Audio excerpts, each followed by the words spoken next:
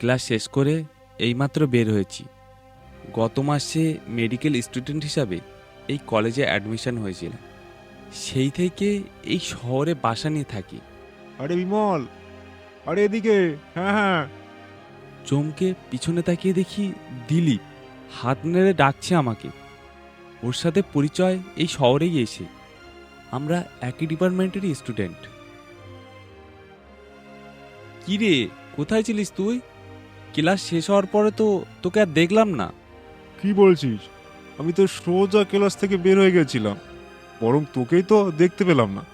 ও হ্যাঁ, আসলে আমাকে একটু স্যার ল্যাবে ডেকেছিলেন। ল্যাবে? তা এই অসময় তোকে হঠাৎ ল্যাবে রাখতে গেল কেন? কেন আবার? হিউম্যান স্কেলিটন, মানে ওই একটা কঙ্কাল ম্যানেজ করতে হবে। ব্যাস, সেম কেস ভাই। গতকাল আমাকেও ঠিক একই কথা বলেছিল স্যার। তবে মেডিকেল স্টুডেন্ট আমরা, কঙ্কাল নিয়ে তো একটু নাড়াচাড়া করতেই হবে। কিন্তু এখন কঙ্কালটা কোথায় খুঁজে পাবো বলতো? ও হ্যাঁ, তোকে তো একটা কথা বলা হয়নি।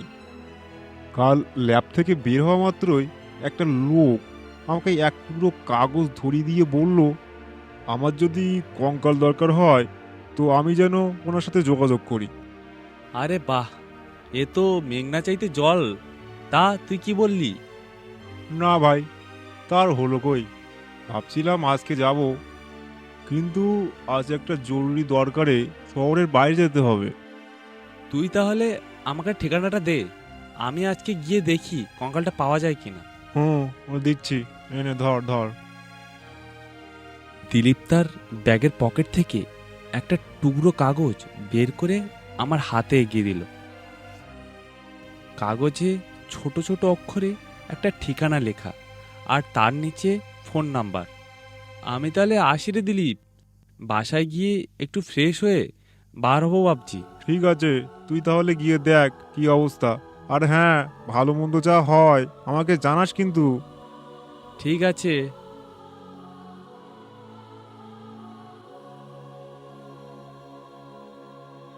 বাড়ি থেকে ফ্রেশ হয়ে বের হতে হতে প্রায় বিকেল হয়ে গেছে। কাগজের ঠিকানায় আরেকবার চোখ বুলিয়ে নিলাম। জায়গাটা শহর থেকে বেশ দূরে। এত দূরের পথ হেঁটে যেতে গেলে অনেক রাত হয়ে যাবে। একটা রিক্সা নিয়ে যেতে পারলে মন্দ হতো না। কিন্তু রাস্তাটা আজ যেন বেশ ফাঁকা। আশেপাশে দুই একটা লোক ছাড়া কোনো যানবাহন দেখতে পেলাম না। অগত্যা হাঁটতে হাঁটতে এগোতেই লাগলাম। বেশ খানিক সময় হাঁটার পরে শহর থেকে বেরিয়ে এলাম। দেখে তো মনে হচ্ছে একটা রিক্সা আমার দিকে এগিয়ে আসছে। যাক বাবা, বাঁচা গেল। রিক্সাটা এসে একেবারে আমার সামনে থেমে গেল। একটা যুবক বয়সী ছেলে রিক্সা চালাচ্ছে। আমার দিকে তাকিয়ে বলল, স্যার বলুন, আপনি কোথায় যেতে চান? এই যে দেখুন, এই ঠিকানাটায় যেতে চাই। ছেলেটার দিকে আমি ঠিকানা লেখা কাগজটা এগিয়ে দিলাম। ছেলেটা কিছুক্ষণ মনোযোগ দিয়ে ঠিকানাটা দেখল, এরপর অবাক হয়ে বলে, হ্যাঁ হ্যাঁ, উঠে পড়ুন।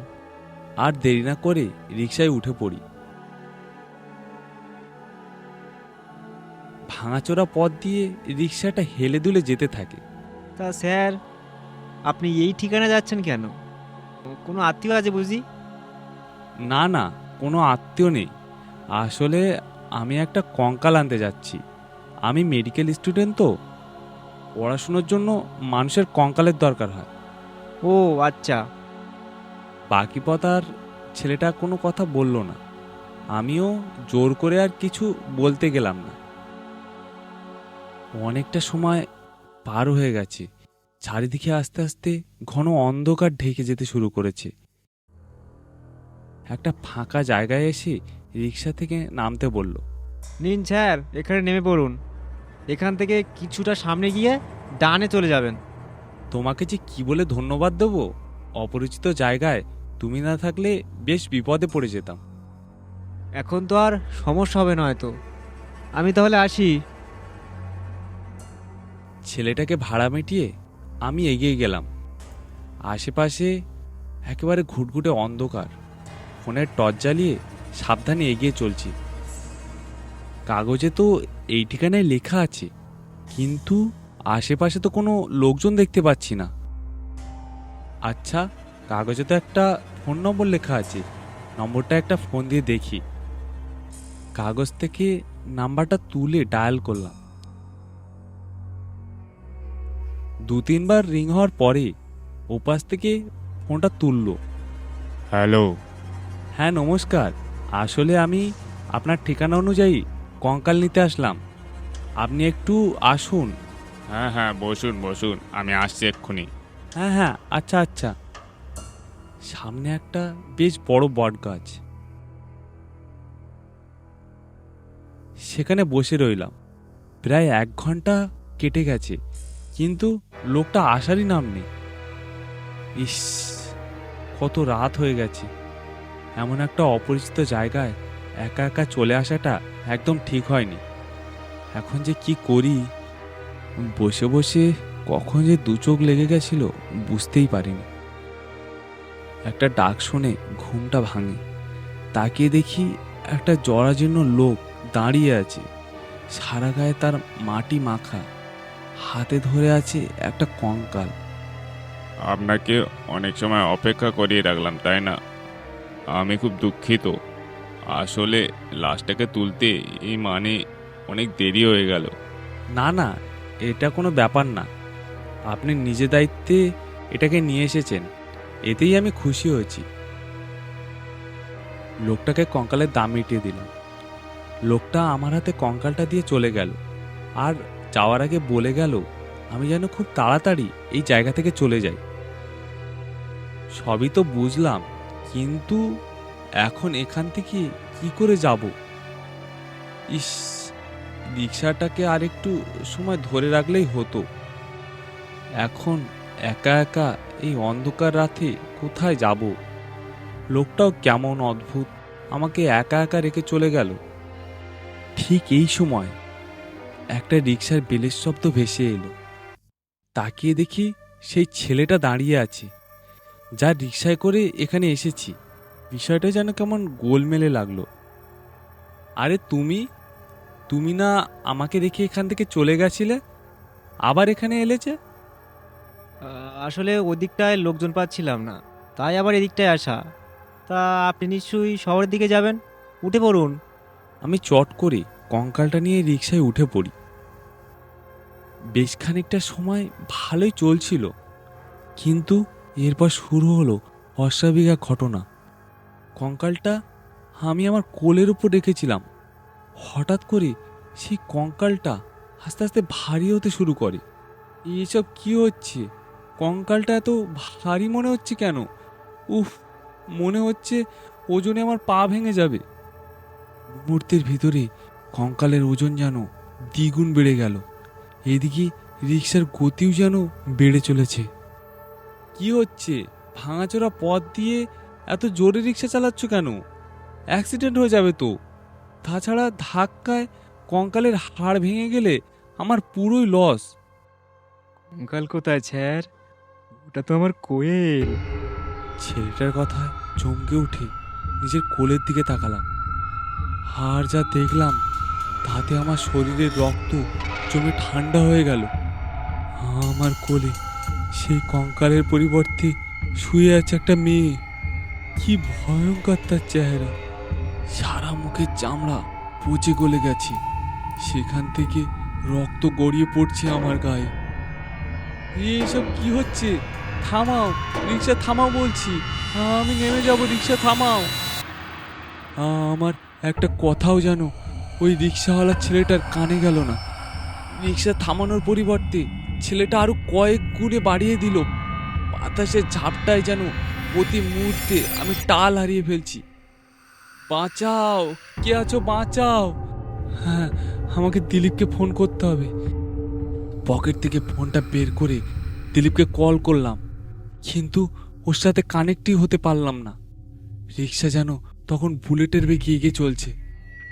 আর একটু বসুন স্যার, আমরাই এসে গেছি, একেবারে আপনার গন্তব্যে এসে গেছি। পাথরের মতন বসে রইলাম রিক্সার উপর। আমার কোলে শরীরটা যেমন ভারী তেমন বরফের মতন ঠান্ডা। সেই ঠান্ডায় যেন একটু একটু করে আমাকেও জমিয়ে দিচ্ছে। বেশ কিছুক্ষণ পর একটা ফাঁকা জায়গায় এসে রিক্সাটা থেমে গেল। এইসব কি হচ্ছে? আমি তো সেই একই জায়গায় ফিরে এলাম, সেই বট গাছ, সেই ফাঁকা জায়গা। স্যার, শুধু বট গাছ আর ফাঁকা জায়গা দেখলেন? ওদিকটা একটু দেখলেন না? ছেলেটার হাতের ইশারা আমাকে ওদিকে তাকাতে বলে। আমি সেদিকে তাকাতেই থম হয়ে গেলাম। সেখানে অসংখ্য কবর।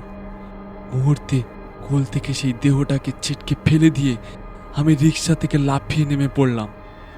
এরপর দৌড়ে চলে যেতে যাব, ঠিক সেই সময় একটা হাত পিছন দিক থেকে আমার হাত চেপে ধরলো। ছেড়ে দাও, কি হচ্ছে আমার সাথে? আমাকে যেতে দাও, আমি এক মুহূর্ত এখানে থাকবো না। আপনাকে যে এখানেই থাকতে হবে।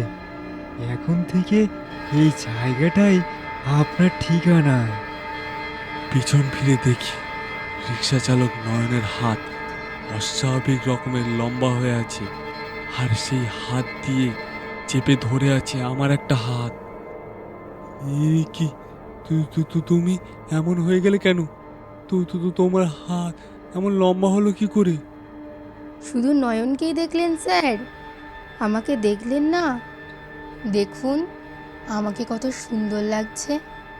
চমকে অন্যদিকে তাকিয়ে দেখতে পাই সেখানে আমার কোলে থাকা সেই মেয়েটা দাঁড়িয়ে আছে। তার চেহারাটা এখনো আরো বিধ্বস্ত, চুলগুলো এলোমেলোভাবে বাতাসে উঠছে। কি ক্ষতি করেছি আমি তোমাদের? কেন আমার সাথে এমনটা করছো? হ্যাঁ স্যার, আপনি মস্ত বড় ক্ষতি করে ফেলেছেন আমার। আপনি আমার কোয়েলের কঙ্কাল চুরি করে নিয়ে যাচ্ছিলেন। চুরি? না, আমি কোনো কঙ্কাল চুরি করিনি। হ্যাঁ, চুরি করেছেন। তাকিয়ে দেখুন, ওই কবর থেকে আমার কোয়েলকে তুলে ফেলা হয়েছে। সেই কঙ্কাল নিয়ে যাচ্ছেন আপনি। তাকিয়ে দেখতে পাই হ্যাঁ, একটা কবরে মাটি খোঁড়া। নয়নের দেহটা আস্তে আস্তে পরিবর্তন হতে থাকে। ওর শরীরের মাংসগুলো যেন হাওয়ার সাথে বিলীন হয়ে যাচ্ছে। আমাকে ক্ষমা করে দাও, আমি বুঝতে পারিনি। এখানে আমার কোনো দোষ নেই। আমি আর কোনোদিন এই জায়গায় আসবো না। দয়া করে আমাকে মেরো না, আমাকে ছেড়ে দাও। আমি এখন একেবারে কবরের পাশে দাঁড়িয়ে, ওরা দুজন ঠিক আমার সামনে। আমি একবার দম বন্ধ করে জোরে ঝটকা মেরে ওদের দুজনকে কবরের ভিতরে ফেলে দিলাম। এরপর প্রচণ্ড ক্ষিপ্ততায় কবরের উপর মাটি চাপা দিতে থাকি। মাটি চাপা দেওয়া অবস্থায় ওরা দুজন চিৎকার করে ওঠে। ছাড়বো না, তোকে ছাড়বো না, আমি শেষ করে ফেলবো। কাজের গতি আর তীব্রতা কয়েক গুণে বাড়ি দিলাম। চার হাত পা দিয়ে মাটি টেনে চাপিয়ে দিতে শুরু করি কবরে। ঠিক তখনই চোখে পড়ে পাশে থাকা একটা মাটি খোঁড়া কবরের দিকে। ওদের দুজনের ভিতর নিশ্চয়ই কোনো সম্পর্ক ছিল। হয়তো কোনো কারণে নয়ন বেরিয়ে এসেছিল, আর আজ আমি ওই মেয়ের কঙ্কাল নিতেই ও ওকে বাঁচাতে আসে। আর এক মুহূর্ত দেরি করলাম না। পূর্বে আকাশ রঙিন হয়ে সূর্য উঠতে শুরু করেছে। চারিদিকটা বেশ পরিষ্কার হয়ে এসেছে। একবারের জন্য পিছু না তাকিয়ে ছুট্টে দূরে মিলিয়ে গেলাম।